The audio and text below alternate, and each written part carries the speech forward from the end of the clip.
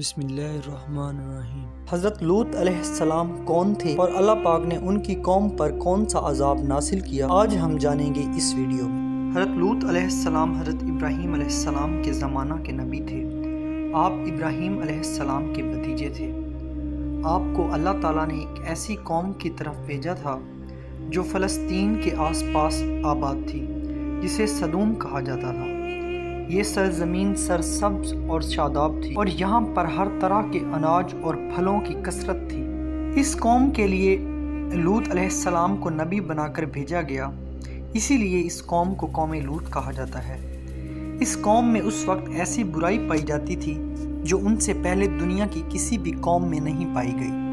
اس قوم کے مرد اپنی نفسیاتی خواہش کو پورا کرنے کے لیے مردوں کے پاس جاتے تھے، اور یہ بے حیائی اور برائی اتنی عام تھی کہ وہ اپنے اس برے کام کو برا نہیں سمجھتے تھے بلکہ اس پر فخر کرتے تھے۔ روایتوں میں آتا ہے کہ اس بے حیا کام کی شروعات شیطان نے کی۔ وہ ایک خوبصورت نوجوان بن کر آیا اور اپنے ساتھ وہاں کے مردوں کو برا کام کرنے کے لیے بہکایا، اور اس طرح قوم لوط میں یہ برائی پیدا ہو گئی۔ وہ لوگ عورتوں کو چھوڑ کر مردوں سے اپنی ہوس پوری کرنے لگے۔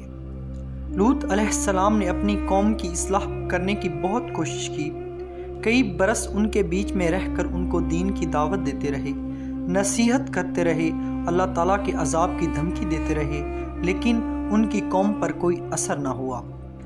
لوط علیہ السلام نے کہا، اے میری قوم، تم لوگ ایسا برا اور بے حیائی کا کام کر رہے ہو جو آج تک دنیا میں کسی نے نہیں کیا۔ یہ بہت گناہ کا کام ہے۔ تم اپنی عورتوں کو چھوڑ کر مردوں کے پاس جاتے ہو۔ اگر تم اپنے اس برے کام سے باز نہ آئے تو مجھے ڈر ہے ایک دن تم پر اللہ تعالیٰ کا عذاب آ گرے گا۔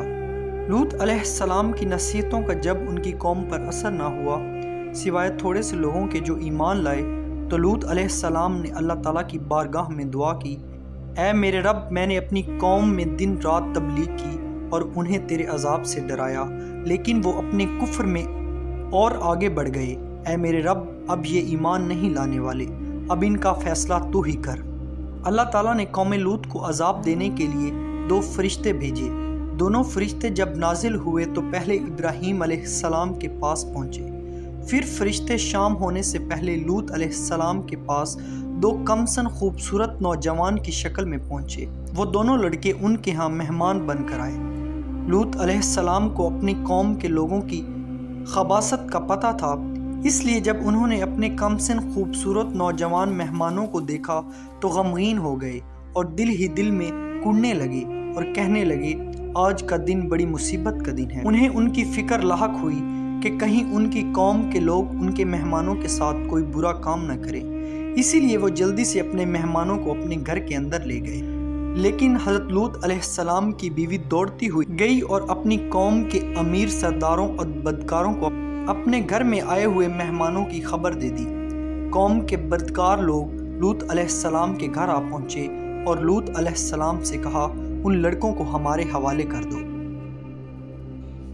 لوط علیہ السلام نے کہا، یہ میرے مہمان ہیں، میں ان کو ہرگز تم لوگوں کے حوالے نہیں کروں گا۔ تمہیں اللہ تعالیٰ کا واسطہ ہے، میرے مہمانوں کے سامنے مجھے ذلیل اور رسوا نہ کرو۔ کیا تم میں سے کوئی بھی بھلا آدمی نہیں ہے؟ اور قوم کی عورتوں کی طرف اشارہ کرتے ہوئے کہا، یہ میری بیٹیاں، یہ قوم کی بیٹیاں ہیں، تم ان سے نکاح کر لو اور اپنی نفسیاتی خواہشات کو ان سے پورا کرو۔ لیکن ان کی قوم کے لوگ نہیں مانے اور کہا، تم اچھی طرح جانتے ہو کہ ہم کیا چاہتے ہیں، ہم تمہیں کل صبح تک کی مہلت دیتے ہیں، کل صبح کے بعد تم ہمیں روک نہیں پاؤ گے۔ یہ کہہ کر وہ لوگ چلے گئے۔ اپنی بے بسی پر لوط علیہ السلام کی آنکھوں میں آنسو آ گئے۔ وہ چاہ کر بھی اپنے مہمانوں کی حفاظت نہیں کر سکتے تھے، کیونکہ ان کی قوم کے بدکار لوگ تعداد میں زیادہ اور طاقتور تھے۔ لوط علیہ السلام نے کہا، مجھ میں تم سے مقابلہ کرنے کی قوت ہوتی یا میں کسی زبردست کا آسرا پکڑ پاتا۔ تب فرشتوں نے کہا، ہم عذاب کے فرشتے ہیں، اے لوط، گھبرانے کی ضرورت نہیں ہے، ہم تک تو کیا اب وہ تم تک بھی نہیں پہنچ سکیں گے۔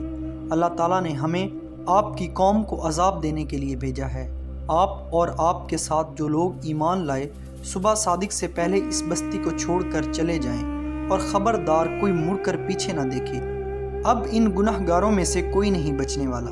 لوط علیہ السلام اور جو لوگ ایمان لائے تھے صبح ہونے سے پہلے بستی چھوڑ کر دور جا چکے تھے۔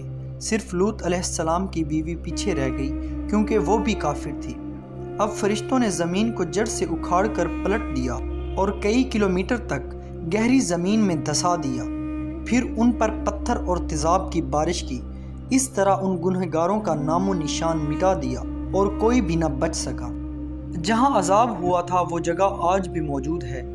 اسے ڈیڈ سی یا بحر مردار یا بحر لوط کے نام سے جانا جاتا ہے، اور آج بھی اس پر جو عذاب ہوا تھا اس کی وجہ سے اس سمندر میں مچھلی تو کیا کوئی کیڑا مکوڑا بھی پیدا نہیں ہوتا، اور اس کا پانی اتنا نمکین ہے کہ اس کو منہ سے لگا لو تو الٹی آ جائے۔ گناہ گاروں اور نافرمانوں کو اللہ تعالیٰ اس طرح عذاب دیتا ہے، زندگی میں بھی اور مرنے کے بعد بھی۔ لیکن افسوس کی بات ہے کہ انسان ایسی باتوں سے کوئی سبق نہیں لیتا۔ اللہ پاک ہم تمام انسانوں کو ایسے برے کام اور برے خیالات سے بچائے، آمین۔